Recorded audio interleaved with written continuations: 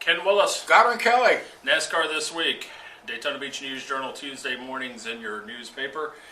Online all the time. NewsJournalOnline.com. Best little website in Texas. Buddy.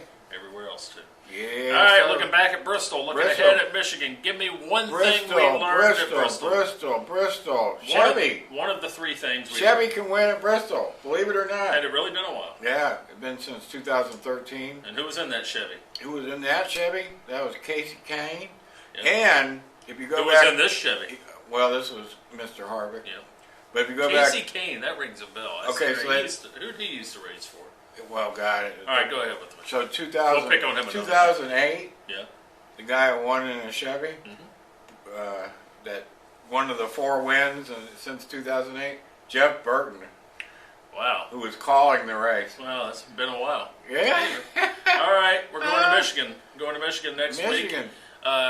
What do you suspect? Just one quick. Give me one quick thing to suspect. I'm going to touch on this Chris. Is it Buescher? Buescher. Yep. Buescher. Some would say Buescher. Some would say Buescher. I just call him Chris. Well, I think it's interesting that Chris B. He gets into the chase contention by them awarding him a win at Pocono. He was ahead when the rain stopped. Here you go. Yep. Here's your wet trophy. Yeah. Yep. All right, and then 3 weeks later, he's not in the top 30, so he's not chase eligible. 3 weeks later, what happens? It rains at Bristol. He gets a 5th place. He gets a 5th place. Moves into 30th in the standings. He's in the chase. There's a guy who likes to see a dark cloud rolling in. Yeah, so if there's a lot of rain in the chase, look out for Chris Buescher. He'll be the guy in the poncho. Yeah.